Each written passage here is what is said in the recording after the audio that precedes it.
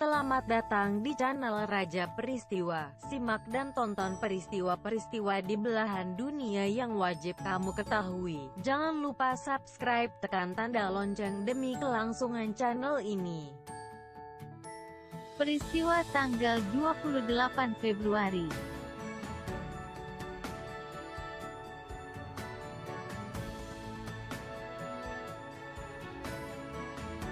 1. Berakhirnya Perang Teluk Pertama. Berakhirnya Perang Teluk ditandai dengan pengumuman yang disampaikan Presiden Amerika Serikat George Bush bahwa Irak menyetujui 12 resolusi yang diajukan Perserikatan Bangsa-Bangsa (PBB). Dalam pidatonya yang disiarkan secara langsung oleh televisi di seantero Amerika Serikat, Bush menyebut pertanda perang sudah berakhir, salah satunya adalah kalahnya Irak. Menurutnya, berakhirnya Perang Teluk bukan hanya karena Amerika, namun, disebabkan peran aktif 32 negara yang terlibat dalam sebuah operasi militer jelang berakhirnya Perang Teluk. Kemenangan untuk semua umat manusia, dan juga untuk hukum yang berlaku dan semua yang benar, jelas Bush. Komentar Bush diamini oleh Perdana Menteri Inggris kala itu, John Major. Dia dan masyarakat di negaranya menyambut gembira berakhirnya Perang Teluk. Tentara kami telah menampilkan sesuatu yang luar biasa. Kebenaran telah menang, sebut Major. Salah satu permintaan PBB yang paling atas dalam 12 resolusi tersebut adalah Irak harus mengembalikan seluruh tawanan dari negara-negara sekutu. Selain itu, ribuan warga Kuwait yang sempat disandera di Irak harus pula dikembalikan. Pengembalian mesti dilaksanakan secepat mungkin. PBB juga menyatakan, Irak di masa depan tidak boleh melakukan klaim apapun terhadap tanah Kuwait. Mereka juga harus membayar semua kompensasi seluruh warga Kuwait yang terluka akibat perang. Upaya untuk membebaskan Kuwait dari militer Irak berlangsung dalam waktu sangat lama. Perang darat kurang lebih terjadi 1000 jam tanpa henti. Irak semakin terpukul mundur saat pasukan sekutu berhasil menahan 80.000 tentara negeri 1001 malam. Akibatnya dalam beberapa hari militer negara yang saat itu dipimpin Saddam Hussein ini menyerah. Berakhirnya Perang Teluk disambut meriah warga Kuwait. Bunyi senapan yang ditembakkan ke udara terdengar di seluruh ibu kota Kuwait City. Meski gembira, sukacita Kuwait tak sempurna. Irak masih berulah. Militer mereka membakar ladang minyak di salah satu wilayah Kuwait yang menyebabkan langit berwarna hitam pekat. Kuwait dan pasukan sekutu memang mengklaim kemenangan. Tapi pengakuan serupa juga disampaikan Irak.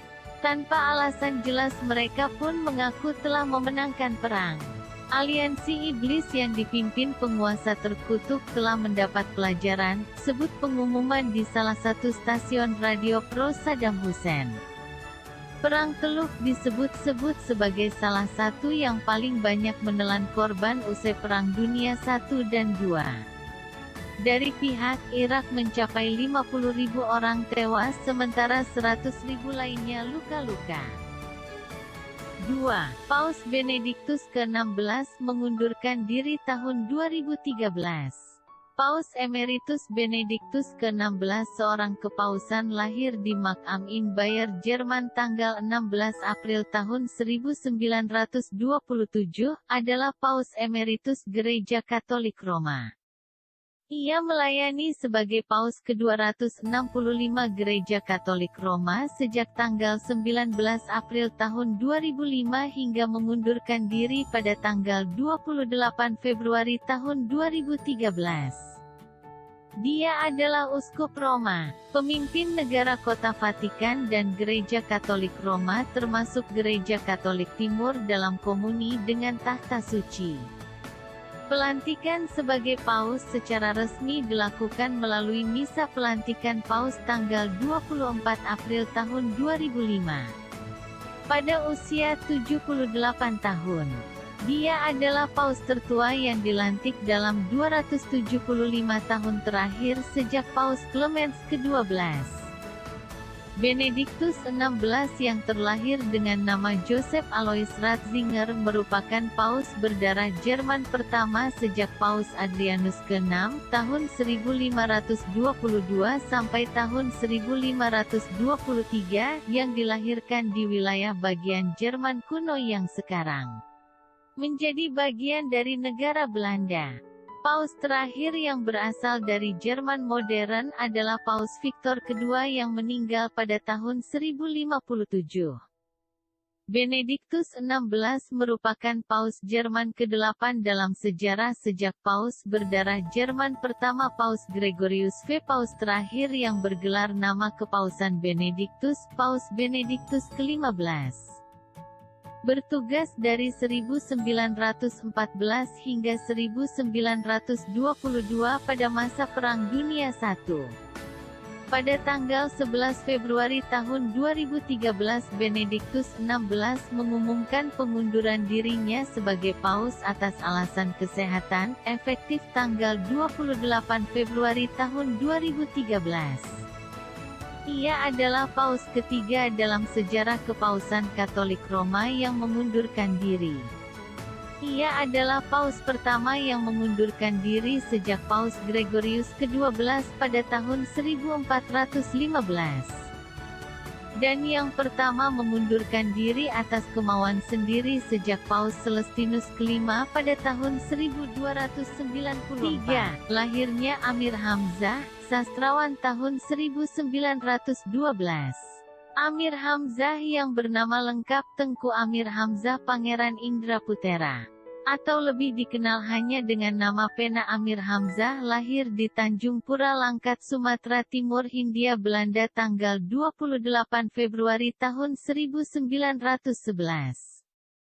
Meninggal di Kuala Begumit, Binjai, Langkat, Indonesia tanggal 20 Maret tahun 1946. Amir Hamzah adalah sastrawan Indonesia angkatan Pujangga Baru dan pahlawan nasional Indonesia. Lahir dari keluarga bangsawan Melayu Kesultanan Langkat di Sumatera Utara, ia dididik di Sumatera dan Jawa. Saat berguru di SMA di Surakarta sekitar 1930. Amir muda terlibat dengan gerakan nasionalis dan jatuh cinta dengan seorang teman sekolahnya, Ilik Sundari. Bahkan setelah Amir melanjutkan studinya di sekolah hukum di Batavia, keduanya tetap dekat.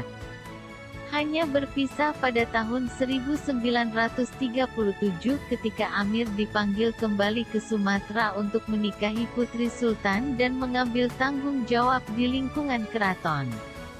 Meskipun tidak bahagia dengan pernikahannya, dia memenuhi tugas kekeratonannya. Setelah Indonesia memproklamasikan kemerdekaannya pada tahun 1945, ia menjabat sebagai wakil pemerintah di Langkat. Namun siapa ngangka, pada tahun pertama negara Indonesia yang baru lahir, ia meninggal dalam peristiwa konflik sosial berdarah di Sumatera yang disulut oleh faksi dari Partai Komunis Indonesia dan dimakamkan di sebuah kuburan massal. Amir mulai menulis puisi saat masih remaja, meskipun karya-karyanya tidak bertanggal. Yang paling awal diperkirakan telah ditulis ketika ia pertama kali melakukan perjalanan ke Jawa. Menggambarkan pengaruh dari budaya Melayu aslinya, Islam, kekristenan, dan sastra Timur, Amir menulis 50 puisi, 18 buah puisi prosa, dan berbagai karya lainnya, termasuk beberapa terjemahan. Pada tahun 1932 ia turut mendirikan majalah sastra Pujangga Baru. Setelah kembali ke Sumatera, ia berhenti menulis. Sebagian besar puisi-puisinya diterbitkan dalam dua koleksi, Nyanyi Sunyi tahun 1937 dan Buah Rindu tahun 1941, awal dari Pujangga Baru yang diterbitkan. Puisi-puisi Amir syarat dengan tema cinta dan agama. dan puisinya sering mencerminkan konflik batin yang mendalam. Diksi pilihannya yang menggunakan kata-kata bahasa Melayu dan bahasa Jawa dan memperluas struktur tradisional. Dipengaruhi oleh kebutuhan untuk ritme dan metrum, serta simbolisme yang berhubungan dengan istilah-istilah tertentu. Karya-karya awalnya berhubungan dengan rasa rindu dan cinta, baik erotis dan ideal, sedangkan karya-karyanya selanjutnya mempunyai makna yang lebih religius.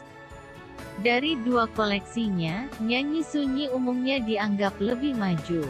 Untuk puisi-puisinya, Amir telah disebut sebagai Raja Penyair Zaman Pujangga Baru, dan satu-satunya penyair Indonesia berkelas internasional dari era pra-revolusi Terima kasih nasional sudah Indonesia. menonton video ini. Jangan lupa tonton video-video lainnya.